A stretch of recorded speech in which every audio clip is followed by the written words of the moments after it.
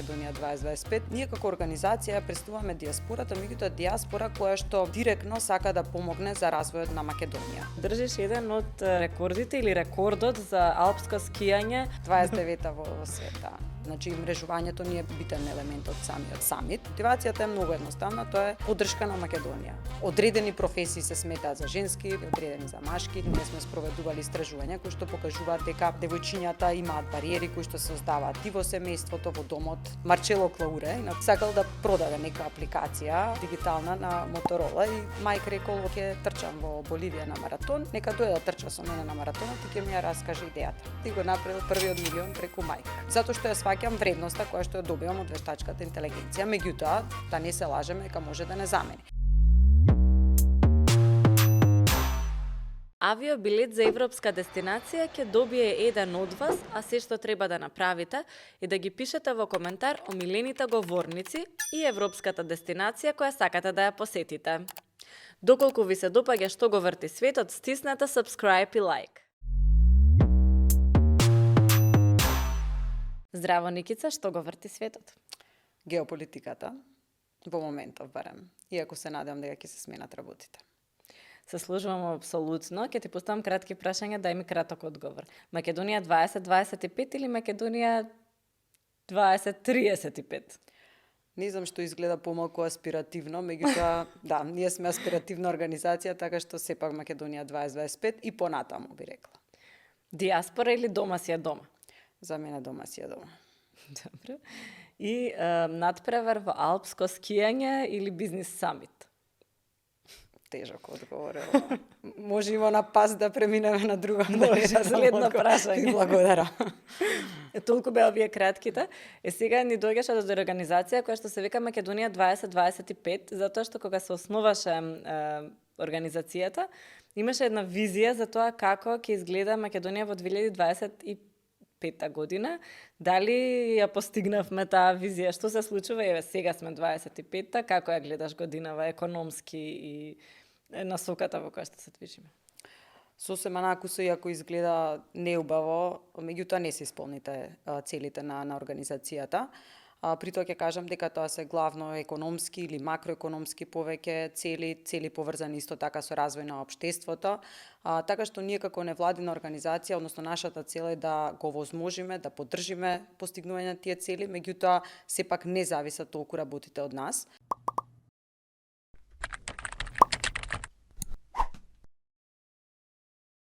Некои од индикаторите се, например, стапка на економски раст, понатаму стапка на невработеност, извоз како процент од бруто домашниот производ, корупција, владење на право, значи еден сет од 14 индикатори, кои што назад во 2007 година, кога официјално е основана организацијата, биле поставени како цел до 2025 година.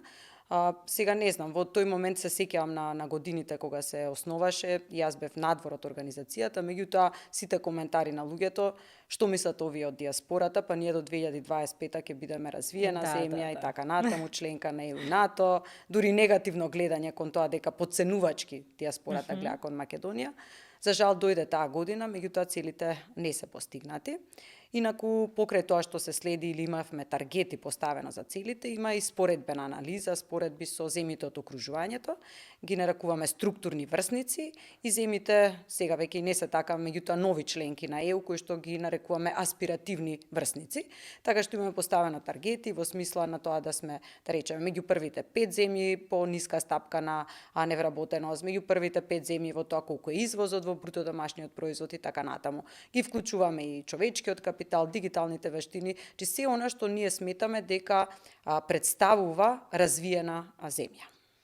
Јас се сеќавам дека прв пат слушнав за Македонија 2025, кога бев на студии на економски факултет и тогаш на вистина не изгледаше, мислам, не знам какви коментари имало во јавно, зашто ние се си коментираме, ама како студенти по економија не изгледаше достижно и не изгледаше како не ќе се постигне тоа, нели, што го заговара Македонија 2025 до 25-та година.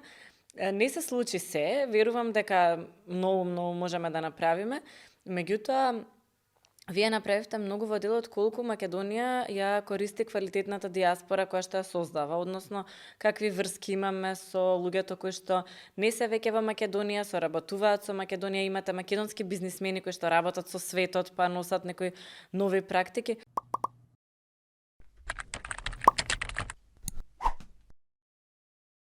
Може ли малку повеќе околу тоа, колку е битна одржувањето на врските со диаспората, да ги продолжиме, затоа што често, нели, кога ќе се оцелат македонци, сепак си ја носат државата во срцето, знаат да придонесат, да пренесат знаење од странство, да донесат нешто ново. Се надам нема да биде ова многу комплициран одговор на прашањето, бидејќи имаме различни периоди на иселување и многу различна диаспора. Покрај тоа и во различни земји или континенти во светот е различна диаспората. Ние како организација представуваме диаспората, меѓутоа диаспора која што директно сака да помогне за развојот на Македонија. И сега имаме ние број на околу 700.000 се проценува нашата диаспора и многу луѓе меѓу тие што сакаат да помогнат или велат дека сакаат да помогнат да се развие Македонија и така натаму, меѓутоа ретко кој навистина прави нешто, бидејќи за да правите или да го помогнете развојот на Македонија или на вашата земја на потекло, татковина да речеме, вие сепак треба да дадете дел од своето слободно време, дел од своите контакти, дел од својот бизнис да го пренесете тука и така натаму. Што знаете како е, кога градите кариера, имате и свој приватен живот, семејство, тешко е да донирате и време или да го дадете времето. Мислам, јасно е тоа, сите сме во некоја таква фаза во животот. Меѓутоа, да објаснам, ние како организација имаме, да кажам, еден потесен круг на членови на диаспората кои што помагаат директно. Најпрво тоа е нашиот одбор на директори, тој во моментот број 18 членови, набрзо 20. Значи, тоа се луѓе кои што главно се од диаспората, 5 луѓе се и од Македонија. Претходно или до пред 4 години воопшто немавме во одборот на директори представници од Македонија. Идејата беше дека сакаме да сме независни, сакаме да сме аполитични, така натаму, и дека доколку имаме представници од Македонија кои што имаат тука бизнис или водат бизнис, дека можно е да бидете под некое влијание. Меѓутоа, тоа се надмине, јас се радувам што делумно и на моје инсистирање е така, бидејќи не можете да дизајнирате програми кои што се потребни на нашиот бизнис доколку го немате директното влијание или знаење на нашите бизниси. Меѓутоа се уште доминираат членовите што се надвор. Покрај тоа имаме уште две тела, тоа се Ambassadors Club и Advisory Board или советодавен одбор, кои што се дополнителни околу 60 на лица, кои што кога ќе велам директно, тоа значи дека ни донираат време, ни даваат време, контактите кои што ги имаат, знаењето кои што ги имаат и финансиски средства. Иако ние сме невладина организација, сепак е доста специфично што околу 90% од нашето финансирање доаѓа од нашиот одбор на директори. И тоа е така определено, бидејќи споменав, сакаме да бидеме аполитични, независни и мислиме дека имаме многу силна мисија Македонија да биде подобро место за живење, и заради тоа не сакаме толку да зависиме од донаторска помош, која што нели често се менува интересот. Така што благодарна сум на сите членови на одборот на директори. Тие преку своите, значи, имаат и своји годишни членарини, покрај тоа некои од нив имаат и како нивни специјални програми, како што е Келок програмата финансирана од Мајк Зафировски, Битов програмата за поддршка на компанија од семејството Битов и така натаму, Атанас Близнаков фондацијата која што дава стипендии на студенти науки. Значи, комплетно околу 40 програми годишно имплементираме и кажав 90% финансирано од нашиот одбор на директори. Значи, кога ќе кажеме дека диаспората не вложува во Македонија, не е точно. Имаме дел од луѓето кои што преку Македонија 2025 па и на разни други начини нели придонесуваат онолку сепак колку што можат и колку што имаат интерес и можат да најдат време, меѓутоа преку овие програми па често се обучуваат тука млади менаџери, лидери, локални и така натаму, што е одлично. Имавте настан на кој што присуствуваа 700 делегати од најразлични области и баш се дискутира оние најактуелни теми кои што се во моментов присутни во економската сфера, да кажеме. Може ли малку повеќе за настанот, не во поглед на тоа колку многу луѓе дошле, тоа дефинитивно се многу луѓе, дефинитивно сите требало да бидат таму, меѓутоа повеќе за темите кои што се обработија и каков беше погледот на овие делегати кон тие прашања? Извини, ќе ми дозволиш да додам малце на претходниот твој коментар за помошта. Главната критика и кон нашата организација, меѓутоа и главно кон диаспората, е зашто не инвестирате пари.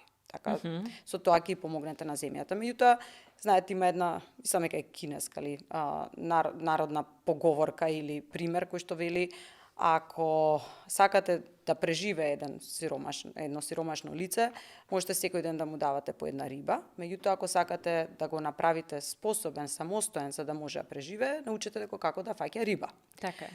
Така што јас мислам дека помошта која што дава диаспората преку овие програми, преку обука на млади луѓе, лидери, поддршка на бизниси директно и така натаму, многу повеќе прави за државата отколку нели членовите на диаспората. Секако треба да има инвестиции од диаспората, меѓутоа не може да го прашта Мајк Зафировски зошто не сте отвориле фирма и така натаму. Неговата поддршка со сите овие 18 години е многу поголема од инвестиција, да кажам, во една компанија, иако некои од членовите на одборот на директори имаат и своји компании во Македонија. Значи тоа да го кажам, меѓутоа ние не сакаме толку да зборуваме за тоа, сакаме да зборуваме за нивната волонтерска работа и нивното донирање на време, пари и контакти во Македонија, односно во нашата организација. Кое што време секаде во светот е многу скапо. Нели? Апсолутно, значи ако имате нели работа, семејство, мајка има 9 внуци во моментов и така натаму, браво за целото време, контакти, енергија што ги и средства што ги дава тука и другите членови на одборот. Одејќи кон самитот, значи самитот е наша годишна конференција, 14-ти пат се одржа оваа година, навистина импресивно и се надам дека ќе можеме следната година да го надминеме, не знам како и каде. Меѓутоа, кој е значењето на самитот за нас? Прво, велиме дека е регионален настан во кој што разменуваме идеи за реформи, идеи за побрз раст на целиот регион и настан каде што има многу вмрежување. Значи, мрежувањето ни е битен елемент од самиот самит. Таму зборуваме за теми кои што се поврзани со нашата работа.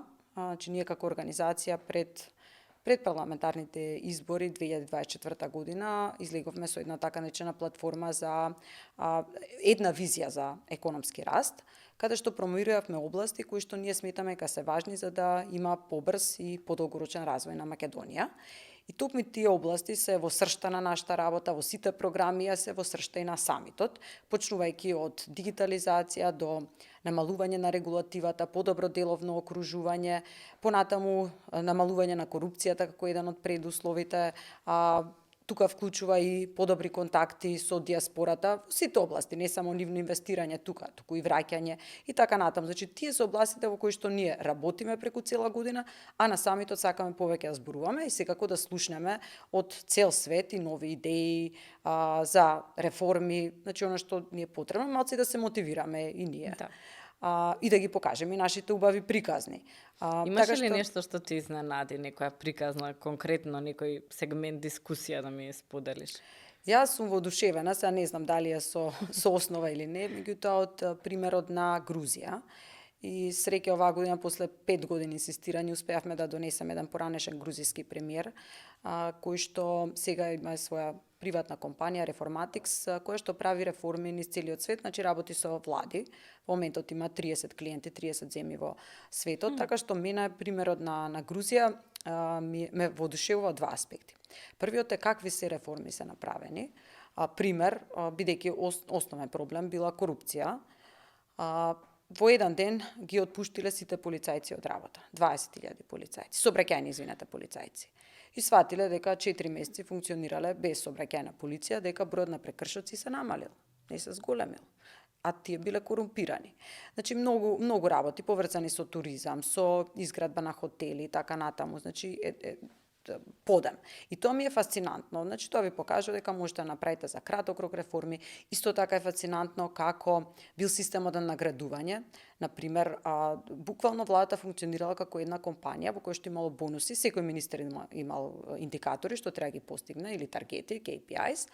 Ако ги постигне, добива бонус. Меѓутоа, например, за да се зголеми соработката помеѓу министрите, и владата имала заеднички таргети ако се постигне дополнителен бонус. Чи навистина сега да не одам многу во детали. Ги плаќале исто врз база на мерит. Да. Че тоа е одлично и може. Сега, знаете, тука ние ќе излеземе, не сме по овој закон, по тој и така натаму, тоа е можно. И јас мислам дека е можно со сите податоци што ги имаме. И вие сте работеле, јас и вие во јавна администрација и знаете дека може. И сега, тоа е едно што е фасцинантно, меѓутоа прашањето е добро, ако таа влада била толку успешна со такви реформи, тие беа, тогаш Македонија се такмичеше со нив на doing business, кој ќе биде подобар реформатор, значи навистина убав период и за Македонија и за Грузија, меѓутоа после се поставува прашањето, а зошто паднала таа влада? Која направила? Геополитика. Затоа и реков. Значи, и секојаш се игра на таа карта, односите со Русија или прозападни, така натаму, така што треба многу да внимаваме и ние, и тоа не е лекција што ни е научена, се надам дека геополитиката некојаш дефинира се. Џабе сите напори што ги правите, или пак ако не играте добро, и ако сте наивни, дека нема напредок. Особено таму каде што има жаришта, мора многу да се внимава на тој елемент, бидејќи се што се гради може да се сруши многу бргу, за жал. Особено во Грузија, сега ние верувам дека не сме во таква позиција, меѓутоа некогаш геополитиката ние си ја гледаме како оправдување. А па се бавиме со некои поголеми прашања и не се бавиме со реалните проблеми. Се комплетно, Нели? Не може да биде оправдување за ова ни смета. Не, од нас зависи, така. Апсолутно. Затоа што нас не ни е целта влез во ЕУ само по себе за да влеземе, целта ни е веројатно се надам да живееме подобро, поквалитетно, така. За тоа можеме и сега да работиме, нели, не мора да чекаме. Да, се согласувам комплетно. Исто многу сакаме, затоа што ја спомна дека си била во институција, исто јас во истата патам, така што значи има луѓе во институциите, не знам сега колку се останати од тие луѓе, зашто знам дека голем дел се надвор од институциите последниот период излезени. Значи уште јас кога бев таму се гледаше дека многу луѓе со капацитет нели брзо ги взима приватниот сектор и тоа уште повеќе се има засилено понатаму, меѓутоа сепак е возможно. Многу често се вика дека нашите институции не можат да спроведат ваква реформа, не можат таква, па после гледаме кога ќе дојде некој со визија како многу бргу може тоа да се направи. Има работи што не можеле, па за година-две се правеле, значи. И обратно работи кои што многу лесно изгледале, а не се спроведувале. Како ти беше тоа искуство, ти помага ли сега кога веќе, значи треба да таа визија да пренесеш на институциите, ти помага тоа институционално знаење, каде да чукнеш, кого да прашаш, тоа е структурата, како е редот? Да, ми помага, затоа што сум работела во еден период во кој што навистина се правеле реформи, дали е тоа введување на данокот на додадена вредност, реформата на бруто плата, СОК тогаш се реконструираше, да кажам, и така натаму, значи период во кој што навистина имаше реформи. И знам дека е можно да ги направите реформите, знам дека треба многу време, многу состаноци, многу некојаш и губење време, би рекла, меѓутоа дека сето тоа е можно. Не знам, кога правевме реформата бруто плата, 2008 година чинам, например, сваќаме дека има еден придонес за водостопанство. Значи, покрај придонес за пензиско здравствено осигурување во случај на невработеност. И сега почнуваме да прашуваме. А зашто го плаќаме овој придонес? Каде одат средствата? Која институција ги зема? Значи ништо немаше, а тој придонес стоеше од стара Југославија.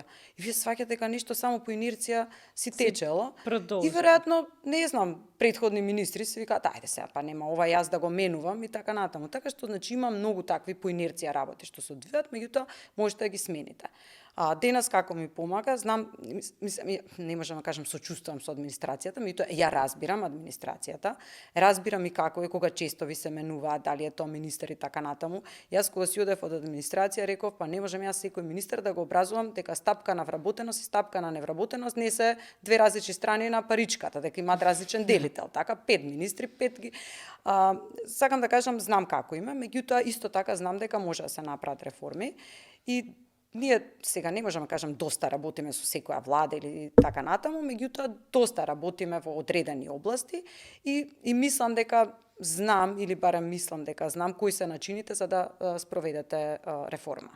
Меѓутоа, сигурно не е начинот работни групи, што ми речат ке ве ставиме во работна група, знаете дека тоа ќе се одоговлекува, па и така натаму. Така што работни групи не сум љубител на работни групи, туку да седнеме, да се договориме и да спроведеме. Тоа има една шега, ако нешто не сакаш да се спроведе, стави го во работна група и тоа стварно е така. И не треба да е така. Не сме да е така. И знаете, јас сакам, например, после секој состанок да има краток записник, са тоа не мора да се долги белешки, меѓутоа се договараме. Ти тоа ќе направиш, јас тоа и така натаму. Тоа не води, значи тој начин на работа, не знам, сум го научила и во јавната администрација, сега многу учам, многу од мојот одбор на директори. И мислам дека со тек на време она што повеќе сум го научила е повеќе во имплементација. Значи, наместо стратегии, планови, така натаму, мора релативно рано да тргнете во имплементација, за да видите ако нешто не одговара, ако сте направиле грешка, имате можност да се промените и коригирате. Тоа ми е вака некоја поголема лекција. Мислам, и ден денес ја учам, зашто јас сакам се да идеално напишано, дизајнирано, па дури после да се имплементирам, и тоа од бизнисот не е така. Бизнисот не функционира така. Да, малку се побрзи и повеќе тестираат, мислам дека. И сега некои од имињата најголеми со кои што работите, односно кои што се дел од организацијата, се Мајк Зафировски, Виктор Мизо, Живко Мукаитов, Крис Павловски. Не знам, сигурно некого испуштам, сигурно многу испуштам затоа што имате 20. Меѓутоа, кој е мотивот на сите овие луѓе кои што се и тоа како вклучени во бизнисот, водат големи компании, биле дел од големи компании, ако се веќе во подмината возраст имаат други обврски кои што, да кажеме, си ги тераат во текот на денот, која е нивната мотивација и интерес да бидат дел од една ваква организација? Што тие добиваат од на некој начин од невладиниот сектор, затоа што измај во невладиниот сектор знам колку соработуваме со бизнисите кога има таква потреба и со институциите, и има работи кои што и тие ги добиваат со вклучувањето тука и придобивки за нив на некој начин. Значи, една веројатно би била промовирањето на нивните позиции за одредени прашања пред државните органи, што е нешто што е навистина битно. Многу добро прашање, јас некогаш се прашувам. Особено, знаете, кога да, особено, знаете, фрустрирачки кога нема да има прогрес во државата, кога нонстоп се зборува за корупција и така натаму, како напредува регионот, ние не, и јас си велам како да ги мотивираме, како да останат, како и понатаму да даваат време, што е навистина драгоцено, меѓутоа и финансиски средства и својата репутација, внимавајте, така тие даваат и својата репутација во нашата организација. И некојаш не знам ни како да ги мотивирам, или меѓутоа за среќа си имаат своја внатрешна мотивација. Мотивацијата е многу едноставна, тоа е поддршка на Македонија. Значи да биде подобро во Македонија. И тоа е навистина, не знам, многу големо и јас сум среќна. И знаете кога ќе ми речат на пример, ама диаспората има 700.000 членови, зошто кај вас одборот е само 20 така натаму, ама тие 20 се посебни луѓе. Тие се луѓе кои што даваат без да очекуваат баш ништо за возврат. Знаете, само сакаат да ја видат Македонија да биде побаво место за живење. Дури дел од нив ниту имаат веќе роднини тука. Ниту пријатели, знаете, тие се одамна Егејска Македонија, пример, тие што се емигрирани. Така што навистина им се воодушевувам и секој треба да се воодушевува и не сме да има такви прашања, ама вие колку сте вложиле до сега и така натаму. Значи само времето што ако не знам Мајк Зафировски или Џон Битов или Роберт Стевановски или Митре Кутановски вложиле 100-500 сати во менторирање на некој бизнис од Македонија, тоа е веќе голема поддршка, знаете. Го учеле како да лови риба. Да, така што навистина сум им благодарна и Македонија треба да е благодарна што постојат тие луѓе. Јас мислам дека е многу важно да почнеме да го прифаќаме знаењето како најбитен ресурс. Секогаш, нели, веруваме дека парите се најбитниот ресурс, тоа веројатно е така, особено кога, нели, онаа паралела со рибарот, кога човек е гладен, па нели прво гледа кон рибата, меѓутоа знаењето е единствен ресурс што ако се дели се умножува. Парите кои ги поделат со вас, тие ќе имаат помалку, вие утре ќе треба да ги поделите, ама ако научиме како да правиме пари, ќе можеме тоа да го правиме самите тука. Кај нас и гледаме дека има се повеќе компании кои што се отпочнуваат, дел се благодарение на тие програми, значи имаме луѓе кои што одат се образуваат надвор, се враќаат во својата компанија и унапредуваат. Веќе не се гледа, мислам дека така на знаењето и новите генерации на бизнисмени многу работи менуваат, ќе зборуваме и за спортот после, односно како повеќе спортуваат сега бизнисмените во однос на некогаш кога беше во кафана бизнис се прави. Така што тоа ми е навистина интересно, само сакам овој да кажеме некако дел врзан со конекцијата со диаспората, да го завршиме со тоа која е вашата Па може ќе зборуваме нели и нашата визија за следните години. Вие сакавте економски раст од 5%. Ќе го постигнеме ли никогаш тој фамозен раст од 5%? Постојано се најавува, речиси секоја влада го има во својата програма. Ќе се случи такво нешто? Сега мислам дека ковид малку ја уништи работата. Да, почна да става 4% место 5 во програмите. Да, ужас. Видете, тоа не добро е наша желба, меѓутоа уште повеќе велиме дека мора државата тоа го направи. Затоа што сега да зборуваме еве за која е нашата цел, да живееме исто богато или еднакво како членките на ЕУ. Иако тамо нели има големи разлики, не можеме да ги споредуваме. Меѓутоа, за да стигнеме до таму треба да има некоја реална конвергенција. Ако ние растеме со стапки на раст колку што е просечна стапка на раст во ЕУ или колку што растат еве помалку развиените земји во ЕУ, значи ние никогаш нема да го стигнеме животниот стандард на ЕУ. Ние за тоа велиме дека 5-6% се нешто што ни е потребно. Меѓутоа главното прашање е како до тие стапки на економски раст. Значи, она што ние го кажуваме и постојано го зборуваме, го повторуваме, прво дека мора да имаме силна борба со корупцијата. Значи, се додека сме коруптивно општество, не може да има напредок.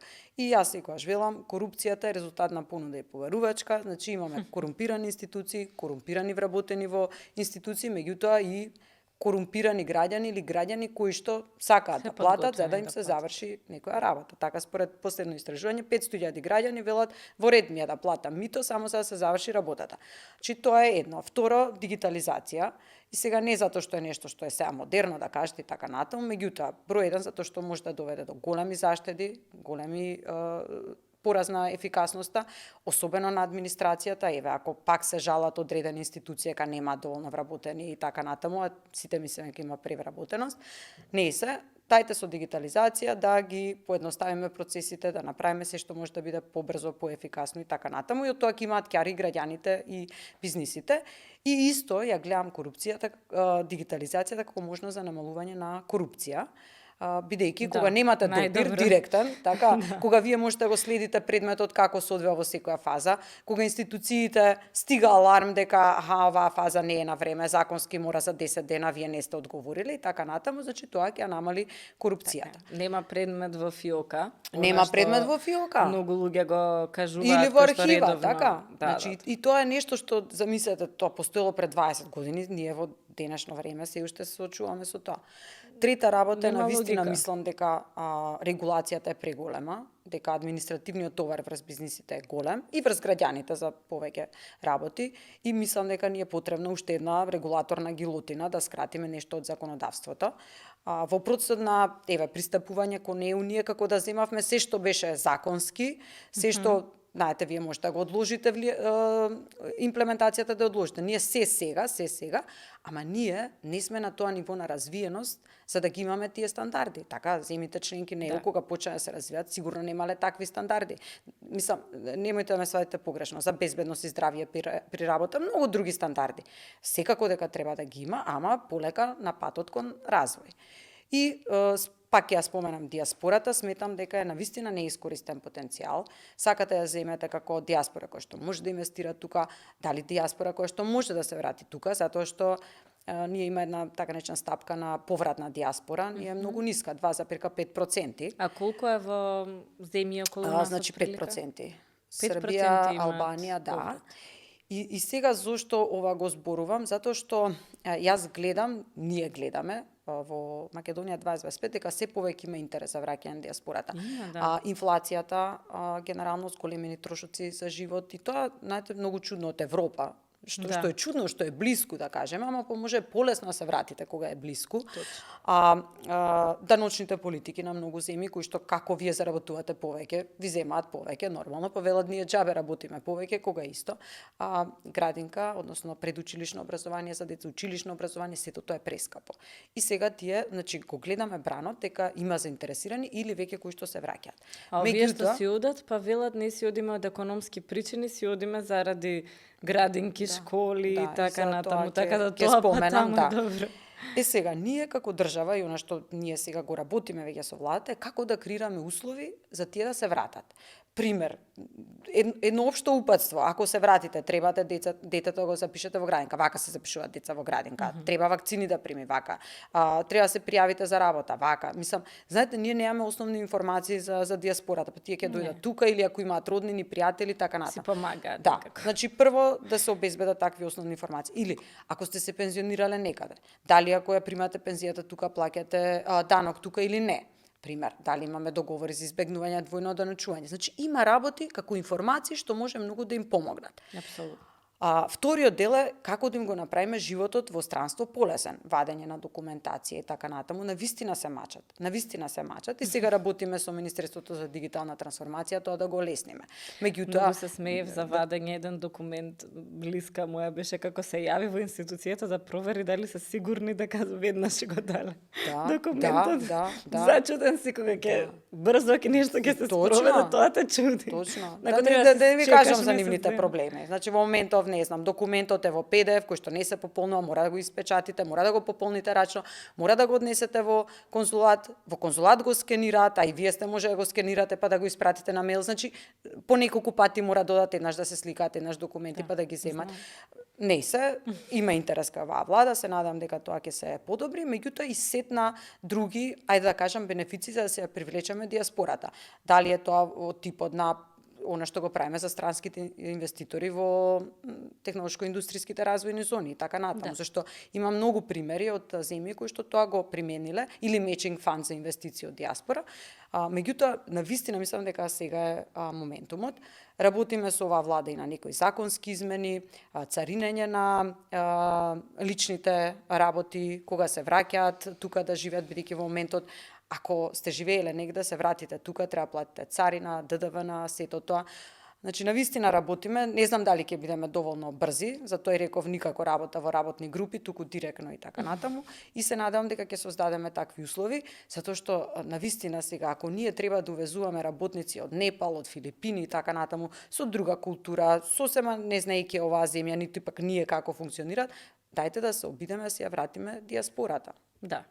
Мислам дека и тука има огромен потенцијал кој што постои, колку што ни се земаат на вистина луѓе надвор, затоа што се нудат веќе и агресивен маркетинг има на одредени земји, особено ексију, да не ги набројувам по име и презиме, ама Хрватска и Словенија, имаат активен маркетинг тука, за да привлечат луѓе кај нив да си отидат, а од друга страна ние не правиме доволно, можеме да направиме повеќе, ајде така да кажам, за да ги задржиме овие луѓе, особено младите, и се повеќе анкети покажуваат дека не си одат за економски прашања. Ако не си одите за економски прашања, најлесно ќе се снајдете во Хрватска и Словенија, како тука и говорно подрачје е блиско и слично.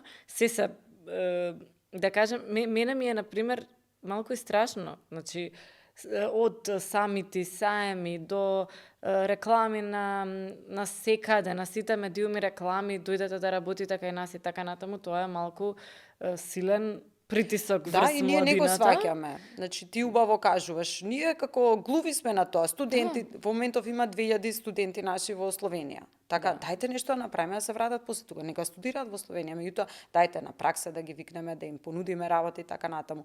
Многу е тоа агресивно, а ние касно свативме. Мислам дека веќе сега има некоја свесност што ни се прави, и тоа касно го свативме. И сега ние ги праќаме таму, младите или оние кои што се професионалци, ја носиме од сосема трети земји во светот. Имаше еден млад човек, почнува бизнис тука и вели, па во Словенија не идам, демек тоа ми е како сите идат во Словенија, јас ако се одсалам ќе биде тоа сега буквално така го кажам, ќе биде тоа негде Швајцарија, Шведска, не. Дека инаку ќе седам тука. Ова е веќе нормално, да.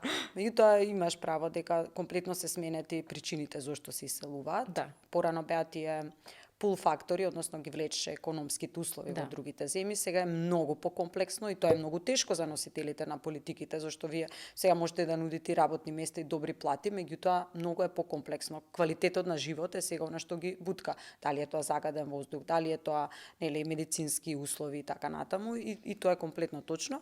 Ама мојата теорија е дека ако пак привлечеме се вратат назад, дека ќе создадеме подобро општество, така со нови стандарди. Се надам дека тоа ќе бидат луѓе кои што се со интегритет, некорумпирани, дека знаат како се работи и со институции, и со други бизниси, така натаму, како етика очекувам да донесат назад некоја, не знам колку сум во право. Се Можеби надеваме самата дека си си. се лажам за тоа, ама верувам дека навистина можеме да го промениме општеството на подобро. И јас верувам, цело И време сите ние што сме тука, мислам се тоа да не го... Апсолутно, тоа е прво наша работа, па потоа точно, треба да да, очекуваме да. некој од каде што отишол да се врати. Прво треба да ги задржиме тие што се тука и да имаме одговорноста, нели, да дадеме кон општеството нешто во која област да работиме. За мене беше многу интересно и сега зборуваме вака за економија. Добро, ти зборуваш и за мотивација и за брзина, тоа изгледа ти е дел од тебе, меѓутоа не знам колку луѓето би препознале кај тебе дека држиш еден од рекордите или рекордот за алпско скијање во Македонија се уште не ти е пробиен. 29-та во свет, да. Светско првенство, да. Бев, да. Мојата прва кариера, порано не велев така, меѓутоа сега викам првата кариера, сепак ми е спортист, професионален спортист, тоа е тоа. И така и одбрав да студирам економија, инаку цел живот мечтаев, бев математичар многу добар, учев во Корчагин, сакав да студирам електрофакултет, меѓутоа кога дојде изборот на факултет, имаше само 2 факултети кај што можеше воредно да се студира, економски и правен, и така избрав економски факултет, бидејќи навистина спортот беше мојот живот. Додека студираше, скијаше? Да, тоа беа Кажи ми, тешки кои беа денови. најдобрите моменти од, освен што беа тешки, кои беа најдобрите моменти за спортот, во делот на спортот, прашувам? Значи, скијањето е многу тежок спорт и премногу скап спорт и искрено јас донесов одлука моите деца да не тренираат професионално скијање, заради и тешките услови, второ затоа што во Македонија нема добри центри за тренинг и така натаму, постојано сте на пат, дали се тоа глечери во Италија, Австрија, значи и е скапо, меѓутоа и не сте тука, така што еве јас зима генерално скијав, потоа лето кога сите се дружеа и скачаа, морав да спремам испити. Воопшто не се жалам. Навистина мислам дека во развој на мојот дух, на карактер, многу големо влијание имало спортот. И сега не велам дека не бев присутна нели на социјалните дружби така натаму и тоа да не се свати погрешно, меѓутоа сум имала многу јасна цел. Градите голема дисциплина, особено во индивидуалниот спорт, затоа што нема кој да ве буцне. Во клупскиот спорт или во групниот спорт, нели некако заедно одите во напад, во одбрана. Ако имате лош ден, некој ќе ве замени. Тука нема, оставени сте сами на себе, пусте скијањето уште многу поспецифично, бидејќи тренирате, ама една трка трае околу 1 минута. Значи, ако таа минута не ви е најдобрата денот или месецот, џабе е се друго, џабе е цел тренинг цела година. Така што мислам дека дисциплината и упорноста ми се нешто што ме водат од таму. Не би рекла тврдоглавост, веројатно е упорност. И тоа се вештини кои што помагаат во секој окружување. Добра една друга особина, добра или лоша, е дека сакам да победувам или порано ми се дека така да престанав да трчам маратони, кога сватив дека не можам веќе да победувам на маратони. Треба да се соочам со реалноста.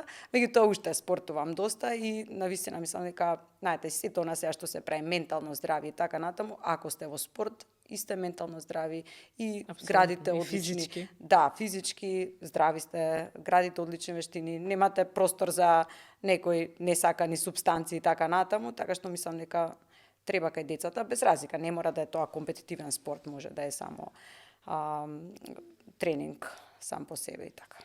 Се сеќавам дека порано имаше многу почесто такви школи за скијање кои што се организираа, особено низ Македонија, и некако сите деца, можеби се уште постојат, има можност, колку има можност сега младината да отиде да научи еве конкретно скијање, затоа што јас обожавам да скијам, и скијам од 4 години, никогаш не сум се такмичала, ама го обожавам спортот, значи многу е различен, многу е убаво да се проба и тотално отвара едни нови хоризонти, да кажам, и за децата и за младите. Треба различна мотивација, кога е најладно да се облечеш, да се качиш, да скијаш. И така натаму и можеби ќе изгради особини, некои различни кои што децата, младите ги немаат, што ќе им помогнат во животот. Колку е битно така да ги поддржуваме младите, конкретно еве за скијањето, да можат во зима барем една недела да учат да скијат.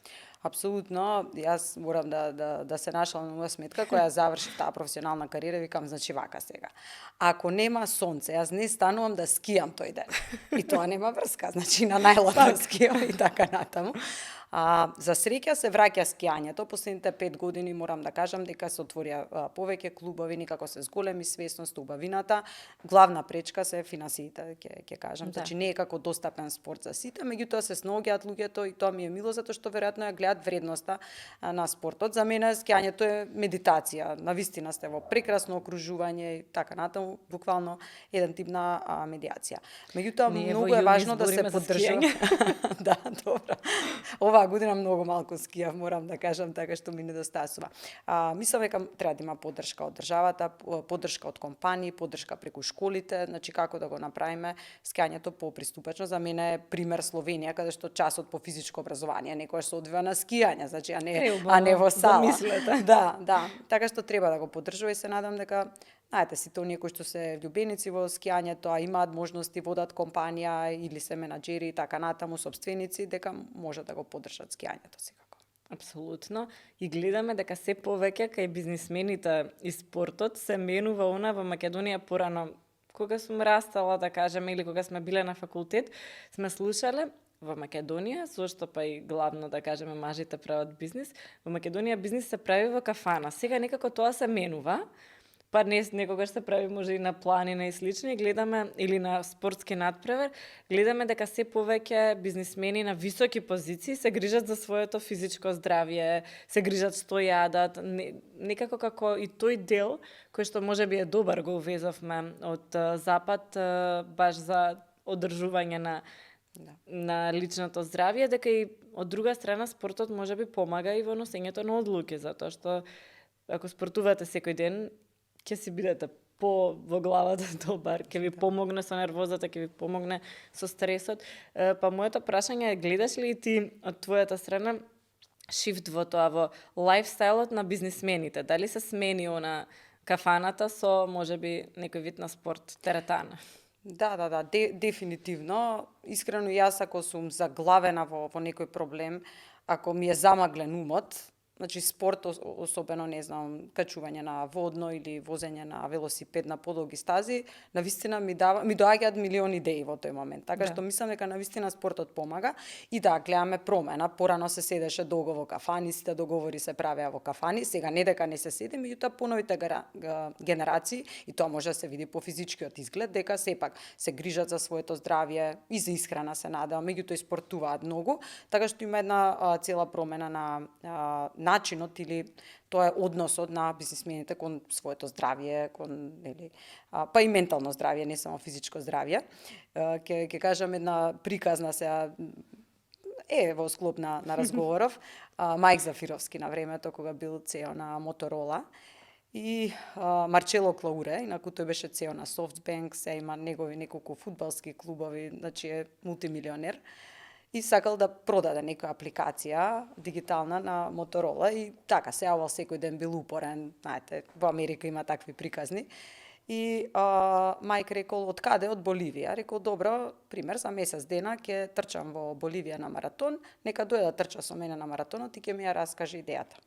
И Марчело се појавил, трчал, се извинувам сега пред гледачите, дури имал застој во трчањето и така натаму и повраќал, меѓутоа му ја раскажал идејата и го направил првиот милион преку Мајк.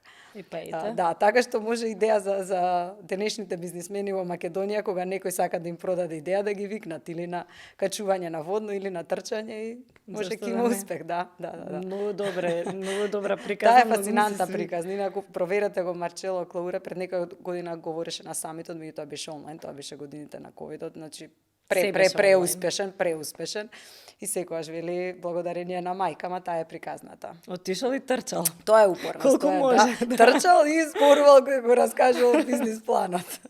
Одлично. Добро, значи на маратон се прави бизнис и тоа милионски. Интересна информација. Мене ми беше многу интересно кога често знам да се шегувам со мојот татко, што ме пратиле на одбојка и викаме, па фино пораснав, 1,65 сум. Добро, одбојката е еден од најубавите спортови за женска. Мислам, и ден денес го имаш навиката да спортуваш, да правиш нешто во животот, без разлика во која фаза си.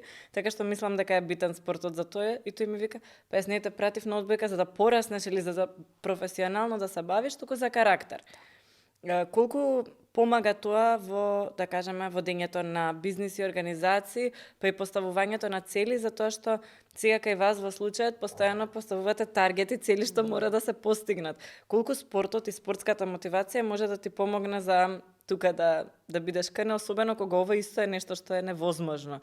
Изгледа како невозможна мисија Македонија да стане онаква каква што ја замислуваме.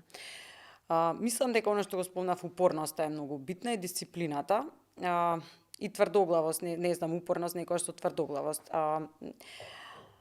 Има многу позитивни работи, единствено негативно е тоа што јас сметам, бидејќи така е во спортот генерално, дека праволиниски се исполнуваат работите. Значи, имате поставено цел, имате дисциплина, тренирате и така натаму ќе дојде резултатот, меѓутоа тоа не секогаш така и сега некојаш треба да си речам, добро, Никица, не е праволиниски, прифати некој неуспех, сепак ќе се вратиме или од страна некако ќе стигнеме до целта, меѓутоа не се откажувам од целта.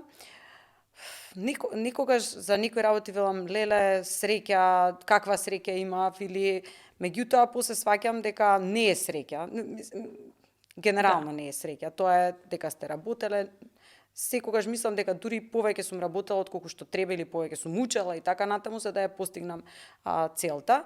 И мислам дека тоа е генерално, не знам, веројатно има среќници во светов, некој 0,0%, меѓутоа јас силно верувам дека мора да вложите труд, дека треба да имате цел и дека ќе стигнете до целта. Може ќе потрае подолго и така натаму.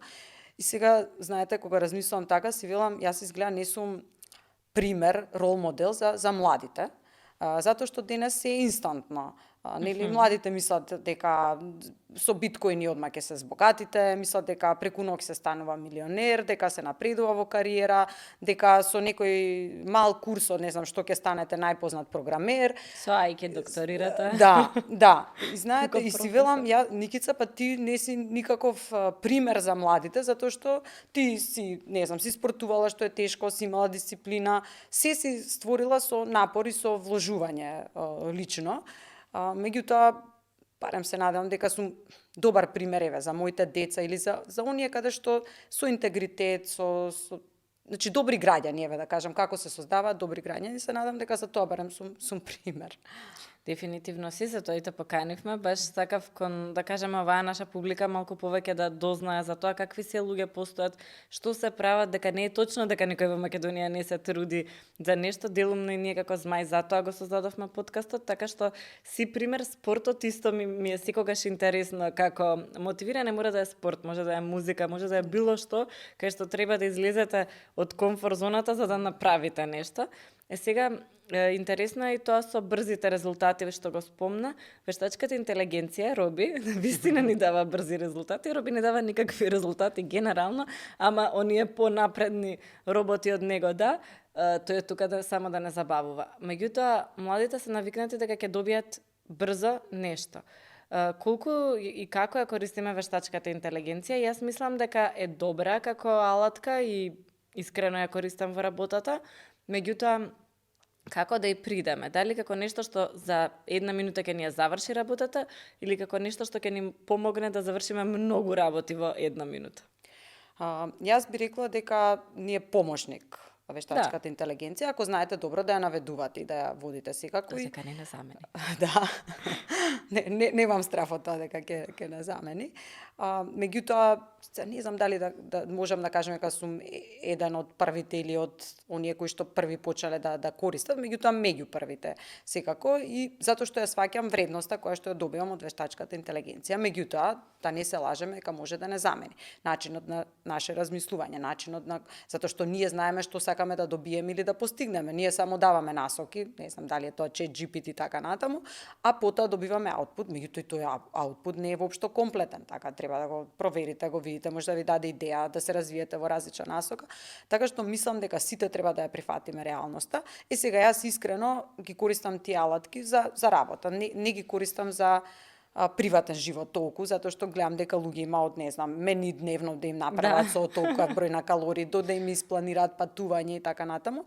Јас ја користам за да како што рековте вие, во една минута завршам повеќе работа. Не за да не работам, не за да си олеснам и да уживам, туку напротив за да можам уште повеќе да работам. Тоа е во мојот код, во мојата ДНК, дека сакам да работам и дека се радувам на успехот и на резултатот, дека тоа ме исполнува. Така што навистина фасцинантно е што се можете да направите. Ако јас треба да прочитам, не знам, 15 студии за да дадам одговор на некое прашање, да пресметам, не знам, колку губи едно општество, доколку има родова нееднаквост, колка е загубата на бруто домашен производ, нели? Ќе ми собере студии 10-15, ќе прочита, ќе ми даде некој одговор. Така што го користам така, меѓутоа не се лажам. Потоа сакам да проверам, да прочитам, да видам дали е така, нели? Не го земам тоа здраво за готово, да. Затоа што денес младите тоа го прават, така, младите, не знам, дневно сами си имаат по некои 5-10 диагнози што им се случува врз основа некои видеа на TikTok, па биле болни од ова, па ова ќе се случило. Станавме, сам цел свет, како хедлайн нации, како, и знаете, немаме веќе доволно концентрација. Јас и себе си, и само критика, дека немам доволно концентрација да прочитам еден подолг извештај, подолг текст и така натаму. Сакам нешто инстантно да научам, да најдам, што навистина е погрешно. Меѓутоа, пак ќе кажам, вештачката интелигенција ја користам и мислам дека навистина е добра за да можеме да станеме попродуктивни. Она што нели ние го викаме дека не знам Македонија или работниците тоа тука. Сакав да кажам. Така, се помалку продуктивни. Еве, немаме машини, можеби немаме опрема, имаме вештачка интелигенција, барем на одредени работни места или во одреден тип на компании, индустрии, може да помогне многу ако добро ја користите и знаете што очекувате. Често и за компаниите во Македонија се вели, туку тоа е докажано дека имаат пониска продуктивност и треба да се унапреди истата. Не сите компании нормално, ама генерално како економија земено и се гледа и по излезниот резултат што го произведуваме, не сме многу продуктивни. Мислиш дека тука ете тој 5-6% раст можеби полесно ќе го стигнеме ако покрај работниците што ги имаме, прво треба да ги задржиме, тоа го кажавме неколку пати. Меѓутоа додадеме и технологија која што ќе им помогне во една минута повеќе да завршат. Апсолутно. Ова го земав едната минута од сејањето ми се свија. Да. Апсолутно. Прво, зависи од индустријата, ќе кажеме, дека во некоја индустрија едноставно треба да има опрема на работниците, односно вложување во капитал. Апсолутно. На работниците им се даде посовремена, подобра опрема, подобра машина за да може да бидат попродуктивни. Со истиот напор, меѓутоа ако имате подобра машина, ќе произведете повеќе. Во други индустрии или како го гледам јас напредокот на индустриите, вие сега, пример, сакате да освоите некој нов пазар. Еве, сакате во Абу Даби да почнете да извезувате. Вие буквално со ChatGPT можете да направите цел еден план и стратегија како да навлезете на пазарот на Абу Даби. Да ја испитате нивната регулација, па за вашиот производ, па да направите истражување на пазарот, па ценовна политика, па не знам кои ви се таму партнери, така натаму, замислете. Па порано ќе сте требале да патувате минимум 5 пати до Абу Даби, да ги добиете информации. Да ги добиете информациите или да платите таму некоја агенција што собира податоци или агент кој што ќе ве продава или така натаму. Чи сега барем подготовката за сето тоа можете, тоа не, еве нека се 3 часа. За 3 часа ако добро работите со било кој вештачка интелигенција, можете тоа да го направите. И тоа е навистина голем благодет. И нема да бидете измамени затоа што агент во Абу Даби и тој треба да го проверите и така натаму. Во случај вие ќе имате информации, нема да може секој да ви извози затоа што живее во странство, што често им се случувало на бизниси кои што сакаат да извезуваат во минатото. Значи кратите на патување, кратите на агенти, кратите на собирање податоци или плаќање за податоци, на многу или едноставно може да ви каже вашиот производ таму не може да се продава. Вкусовите на потрошувачите се сосема различни. Навистина ризикот се намалува со тоа. Значи многу можете да подобрите во работењето.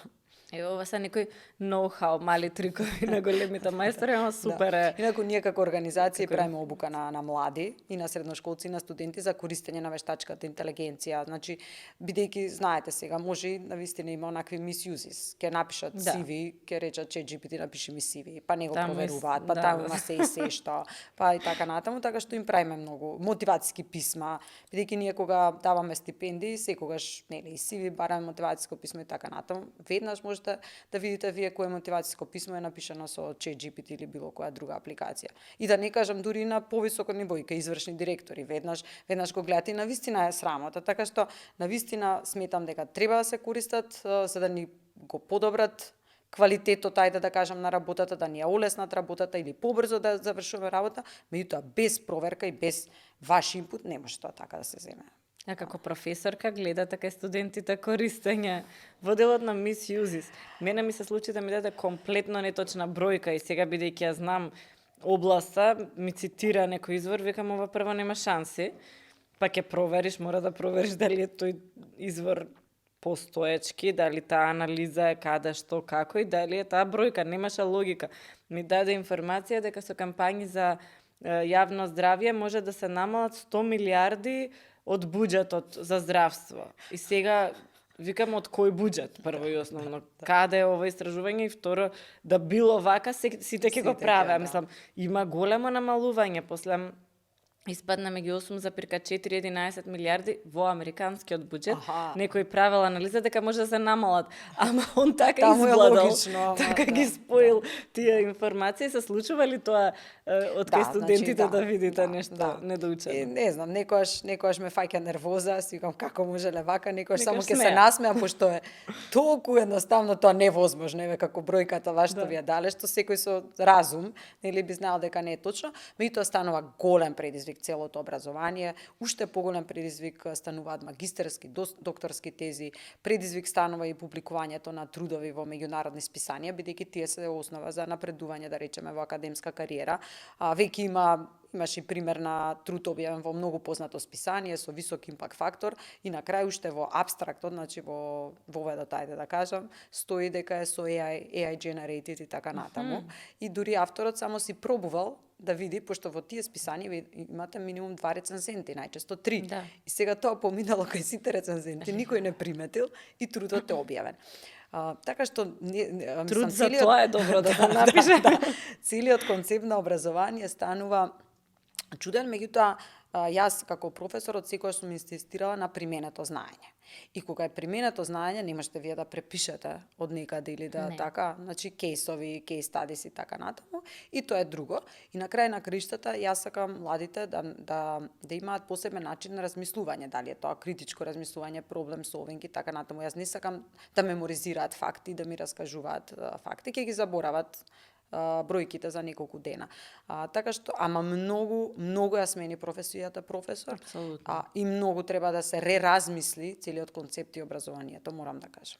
Може би е време на бројувањките да не бидат единственото мерило, туку баш вака кейсовите да бидат многу поголем фактор. Може би тоа ќе се смени со, нели, сите овие технолошки моменти кои што возможуваат лесно и да се препише и да се земе од некаде непрочитана работа.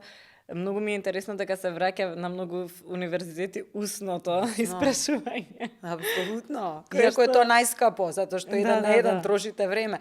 Меѓутоа немате друг начин да не да спречите, туку да не знам, меѓутоа има многу дилеми, како професор има многу дилеми. Каде одиме, како треба да биде и така натаму. Веројатно нема ни во целото човештво одговори. Меѓутоа најважно ми е навистина да знаат да размислуваат, бидејќи е многу тешко во текот на целото образование, основно и високо, основно и средно, некако ги учиме младите, нели да меморизираат и потоа ги учиме што е точно и неточно. И тие се буквално се плашат да дадат свое мислење, се плашат да, ако не го знаат точниот одговор, да си дозволат да размислуваат за да стигнат до некој одговор. И постојано тоа се трудам да го направам. Хајде ти што мислиш, нели? Ако цената на чоколадото се зголеми, дали помалку ќе се бара или повеќе чоколада? Нема тука што треба да знаеш. Еве ти тргни од својот пример. Одговор. Да, значи и се трудам и тоа се добро, тоа е. Тоа е, ама интересно е за, мислам, баш на некоја пресвртница, интересно е да се експериментира и да се гледа тоа, така што мислам дека допрва ќе доаѓаат времиња кај што ќе можеме повеќе со вештачка интелигенција, ама ќе треба и да внимаваме на одредени работи. Знаете, ја саат време зборам, предавам и на крај ми што и сега како е одговорот на прашањето? Кам нема одговор. Вие како ќе напишете, како мислите, како резонирате, ако добро резонирате, секој одговор е прифатлив. А они сакаат точно знаат, да, не, точно, не точно, така што интересно е. А што баш во бизнис и економија никогаш и не може. Да. Знаете, економија како е, се е врз основа предпоставки. Ако ги земеме овие предпоставки, вака ќе биде. Да.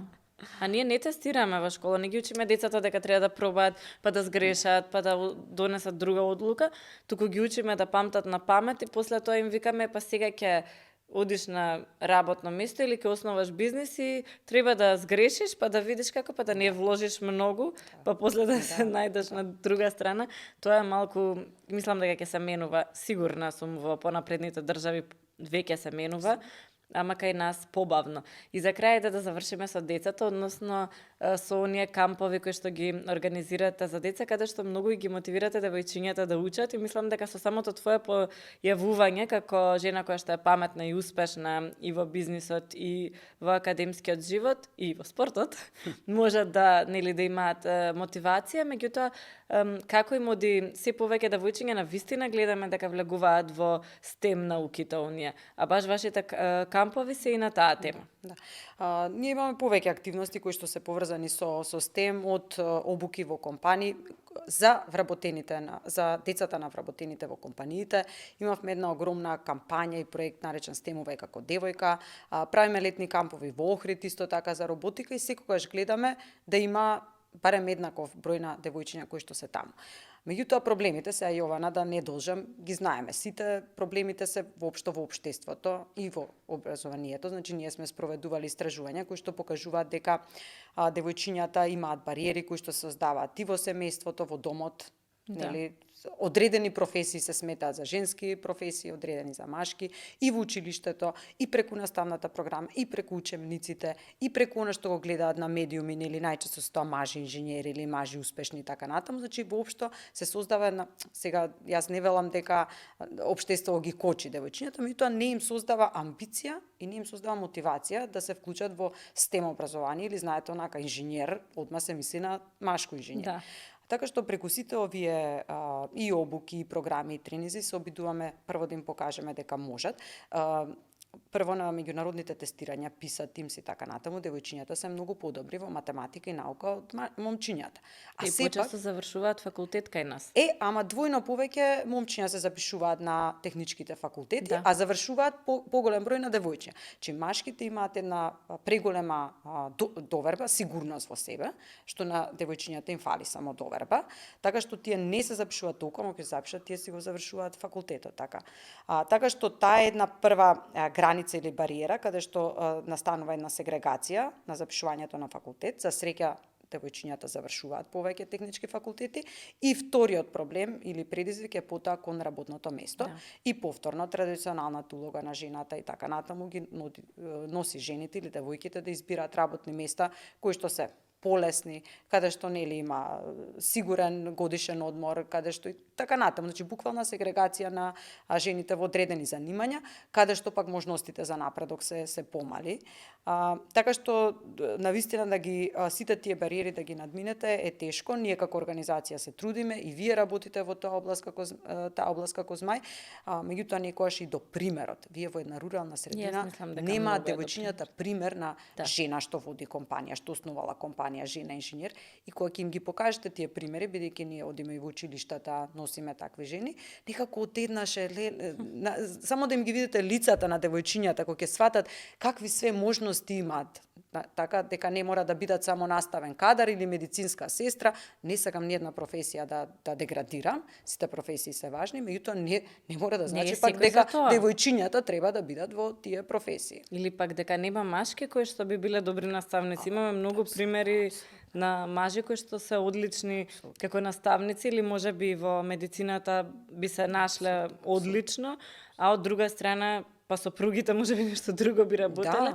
Ние имаме малку точно го стигматизираме тоа. За мене исто многу жално дека ние имаме меѓу највисоките стапки на невработени жени со високо образование особено, што е страшно. Вие како општество сте вложиле во сите луѓе, кај нема луѓе секако, не им давате услови. Мислам дека не само на жените, туку и на семејствата. Тука е битно. Ако имаме добра градинка, па таму има медицинска сестра, во странство знаеме како ја ги причувуваат и кога се со ниска температура децата. Тука кај нас нема такви можности, практично едниот родител и да тргне да работи, останува дома, традиционално е најчесто тоа жената, и во најплодните години и за семејство им викаме или тоа или тоа. И сега нити имаме повеќе семејства, затоа што викаат чекај малку, да со кариерава да завршам, да имам пари за семејство, или па бираат да бидат родители и ги немаме на пазарот на труд. Би било многу подобро економски ако има возможиме и тоа и тоа. Многу голема загуба е за општеството, апсолутно. И сега како ни старе популацијата не само грижа за деца, туку и грижа за возрастни и Така пак е, да. традиционално улогата паѓа на жените. Ниту имаме доволно градинки, ниту доволно домови за грижа за возрастни лица. Така што знаете, ако немаме некои активности, мерки, не гледам дека само од себе ќе се придвижи. Или ние имаме недостаток на работна сила, спомнавме, увезуваме работници, а активноста на жените е околу 50%. Значи 50% од работоспособни жени седат дома. Дел од нив Многу високо комплексни образование. работи, меѓутоа... Ама добро, да, интересно беше ова да го дискутираме, зашто најчесто се зборува на идеолошко ниво. Сега луѓето имаат различни идеологии, едни, да кажеме, обично се поаѓа од дали имате феминистичка идеологија, немате и така натаму. За мене како економист, она практичното е многу појасно, значи плюс и минус е. 50% од луѓето ви седат дома, или пак многу жени не се одлучуваат за да имаат деца затоа што мислат дека тоа значи дека треба да престанат да работат, што исто е проблем со нашата прекрасна демографија и старење на населението. Така што убаво завршивме на крај со ете вакви малку теми, ама ти благодарам што беше денеска со нас. Благодарам многу на поканата, јас уживав и навистина мислам дека можеме уште многу да зборуваме, меѓутоа доволно е. Да. Фала.